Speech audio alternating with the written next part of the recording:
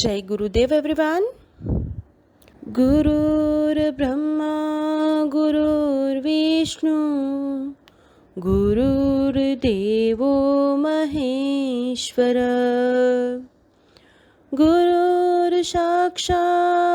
परब्रह्मा तस्मै श्री गुरुवे नमः। तस्मै श्री गुरुवे नमः। तस्मै श्री गुरुवे नमः। इस श्लोक का अर्थ है, गुरु ही ब्रह्मा है, गुरु ही विष्णु है और गुरु ही भगवान शंकर है। गुरु ही साक्षात परब्रह्म है। ऐसे गुरु को मैं शत शत प्रणाम करता हूँ। Chapter number 4, Cats and Dogs. There was a time when cats and dogs lived as friends. They were not enemies.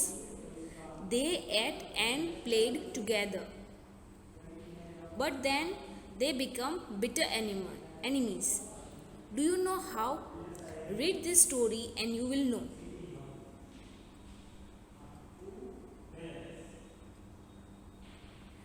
In those days, one Mr. Smith had a dog and a cat. The dog was named Bruno and the cat was named Kitty. This cat and the dog were the best of friends.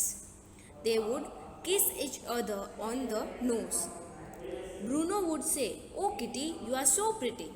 And Kitty would say, "Oh Bruno, you are so handsome." Bruno and Kitty were faithful pets. Kitty kept her master's house free from mice.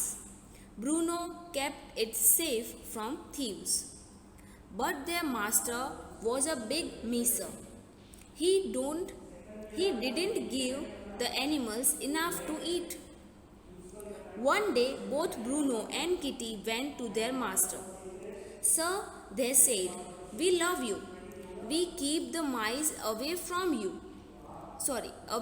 your house. We keep it safe from thieves, but you don't give us good food. You must give us a big piece of fresh meat every day." Now, the master was a miser. He didn't want to spend on meat every day. So he tried to be clever. "You will fall ill," he said, "if you eat meat every day." "We don't care," said the animals. "And there is one thing more. You must sign an agreement. You must promise to give us meat every day." So, Mr. Smith had to sign an agreement. In it, he wrote that he would give the animals a big piece of meat daily. Kitty took the agreement and hid it in the loft. Mr. Smith gave the animals meat for a week, but then he said that meat was expensive. So he stopped buying meat for the animals. He again started giving them only bread and a little of milk. Both Bruno and Kitty were very angry. They went to Mr. Smith and said, "Sir, you promised to give us fresh meat every day, but where is the meat?" "Did I make any promise?" asked Mr. Smith. "Yes, sir, you did," said Bruno. "You even signed an agreement." "What agreement?" asked Mr. Smith. "I'll show you," said Kitty. She at once ran to the loft. But Kitty couldn't find any agreement. She found only small bits of paper there. The mice had nipped the paper badly. Kitty came back and told Bruno what had happened.